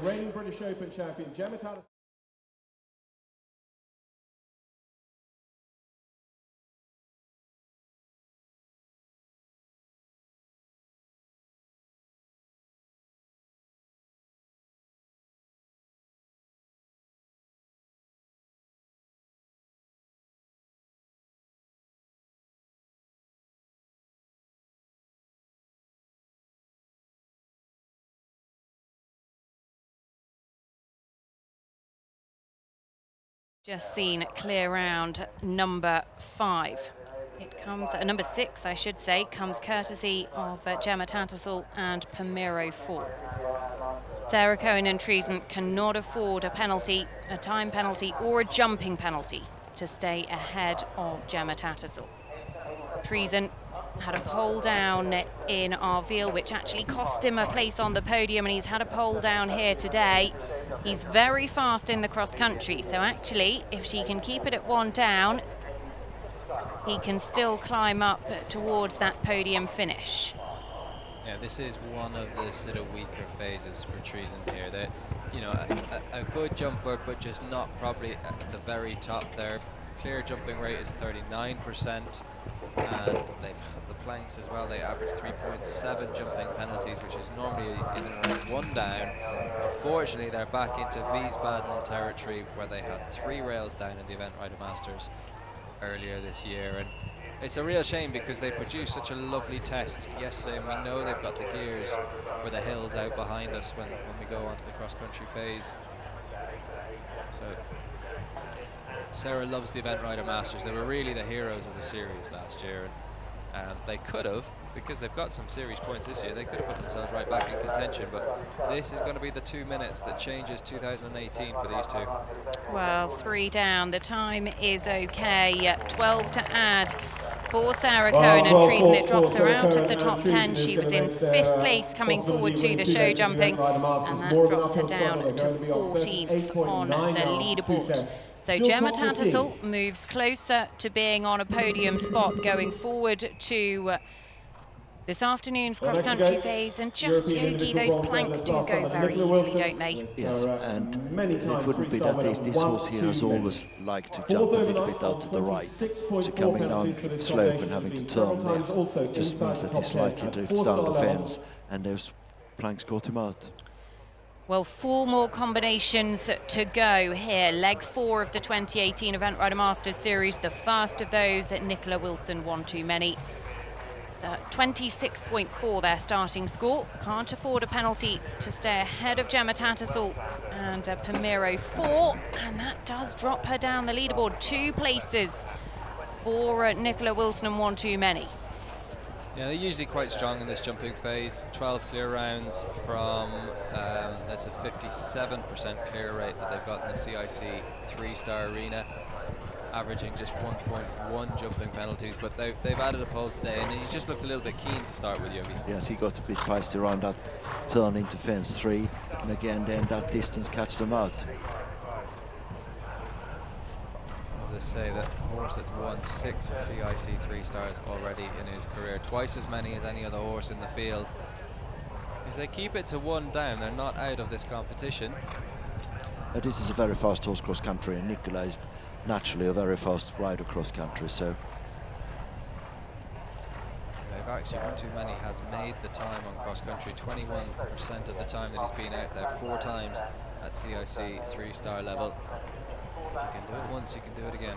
Well, the time is looking okay as she comes down to the final fence. 1 pole down, cost them just 2 places on the leaderboard. That isn't too difficult for their climb towards the podium, but it does unfortunately alleviate the pressure slightly on the top 3 still to come. Nicola Wilson, 1 Too Many, 1 pole down. We've just had the 6 clear rounds, and Gemma Tattersall is very close to being on the podium heading out onto this afternoon's cross country. She's currently on a score of 27.2 and will be in no worse than 4th position when we come back for this afternoon's cross-country phase. All of it will be broadcast live in freeeventridermasters.tv, and if you'd like to get some behind-the-scenes action in the Event Rider Masters series, then make sure you sign up to the Event Rider Masters Platinum Club. Lots of exclusive opportunities for you, including discounts, prize draws, VIP yard tours of some of our Event Rider Masters superstars as well, and there is actually a discounted offer on membership if you sign up before the 11th of July. Find Event Rider Masters on Facebook and find out all the information on there. Well, the crowd's thoroughly enjoying the action here at Barbury this morning. They've been piling in. The sun is shining. We hope they've got their sun cream on because it is roasting hot here at Barbury. Yogi, we haven't seen that to too much of an effect in the show jumping. No, not really. And the cross-country course, being a CIC format, is short enough that the weather shouldn't play an effect. It will be fast ground because it's dried out and it's top of the ground. But it is a very twisty cross-country course, so again, I think it will be difficult for them to get the time. Well, Gemma Tattersall will be no worse than 4th going forward to the cross-country. But this man, he's been on top of an Event Rider Masters podium twice before. It is Oliver Townend, Kilnabrad and Evo, 25.3 in 3rd at the moment. And Sam, this is a horse that has a bit of an equirating stat going on.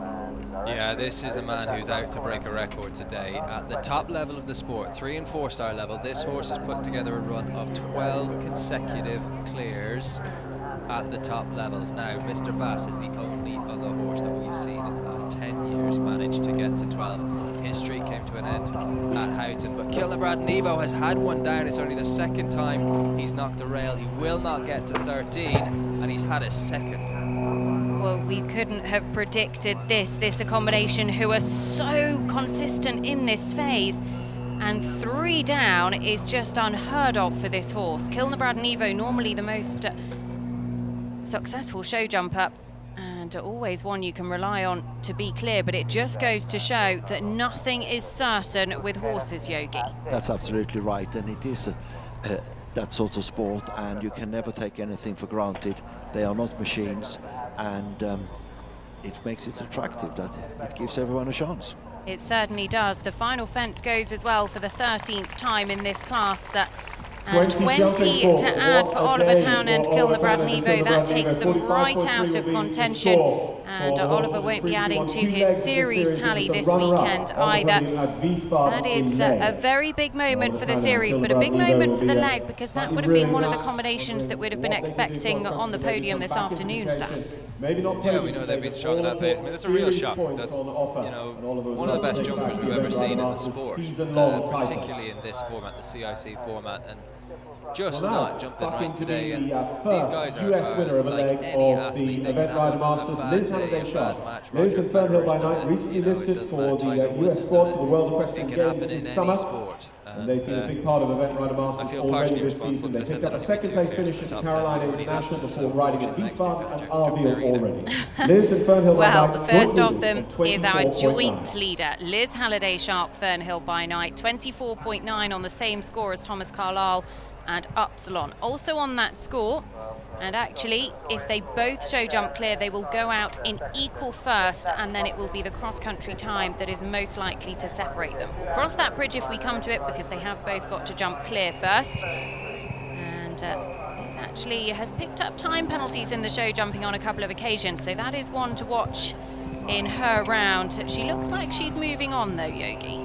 Yes, so far I think she's bang on time.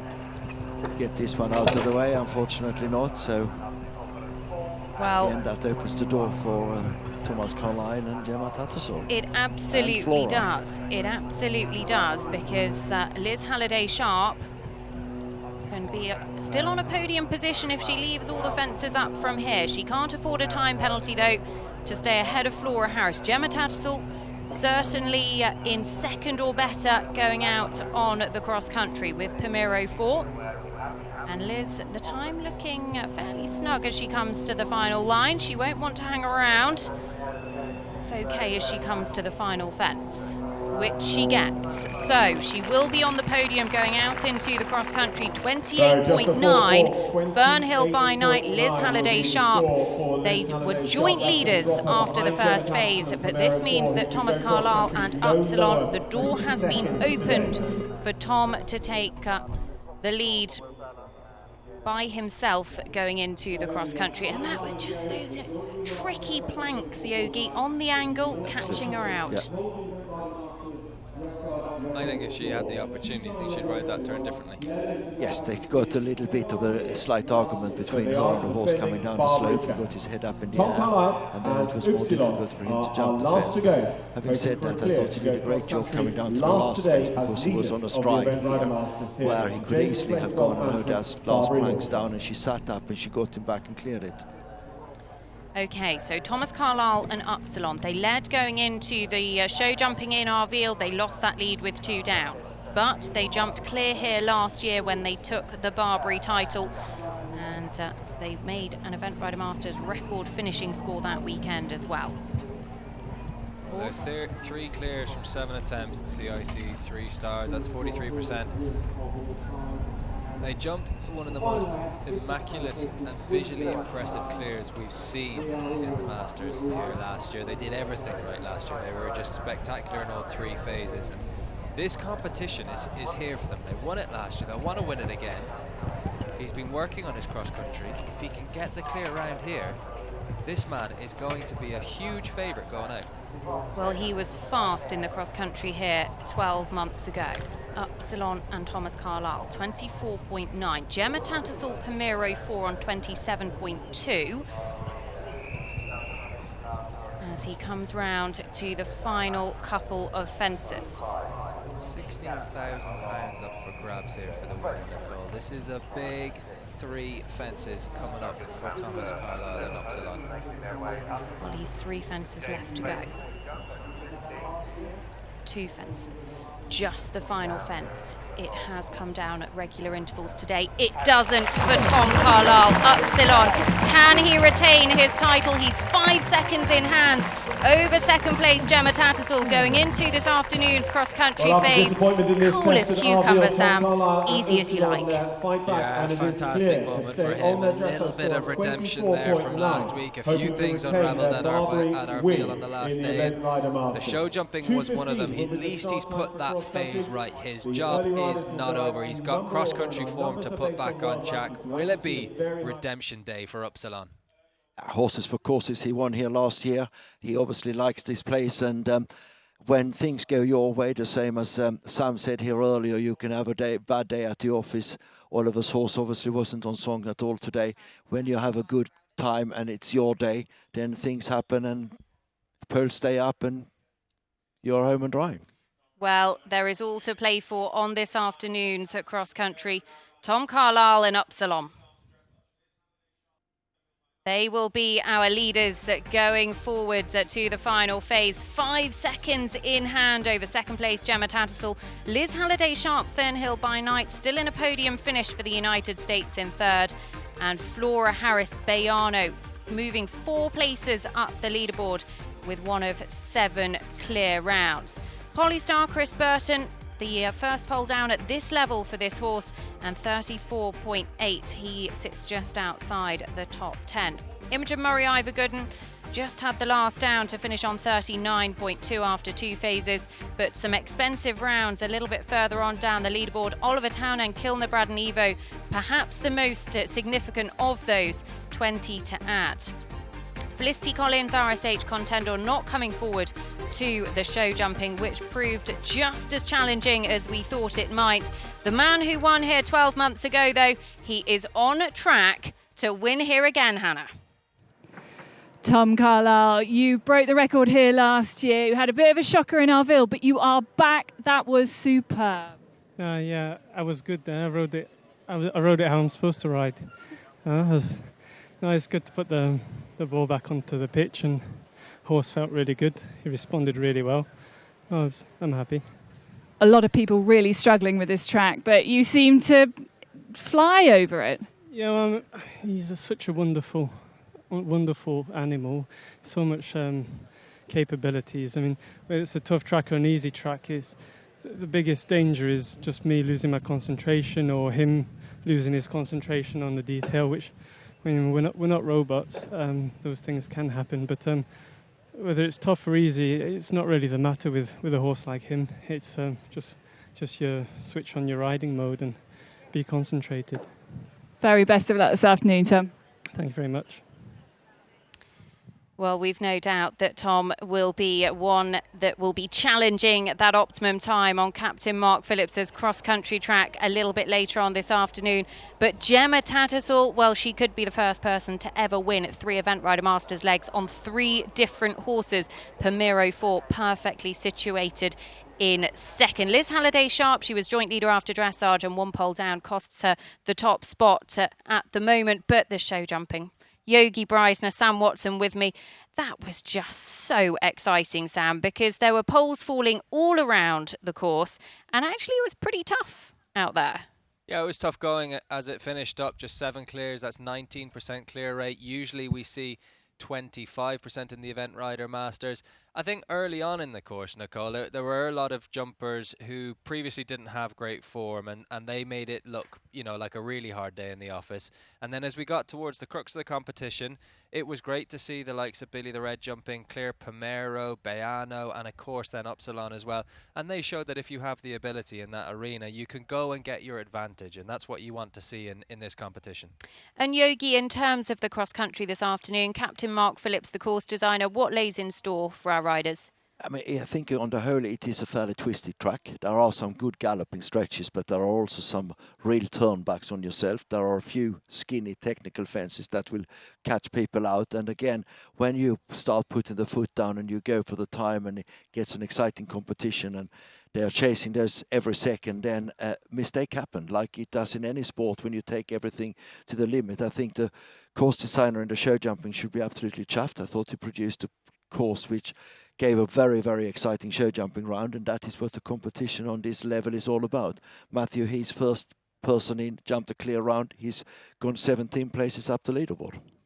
Well, we know that the cross-country this afternoon, only 1 person made the time last year. That was Sydney Dufresne, who finished in 4th place. Thomas Carlisle, can he defend his title here at Barbury? Well, one thing is for certain, there is going to be plenty of action out there on course. We are coming back at 10 to 2, 13:50 British summertime. We hope you can join us for the conclusion of leg 4 of the 2018 Event Rider Masters series here at the St James's Place Barbury Castle International Horse Trials. The show jumping has not been a disappointment. The cross country this afternoon.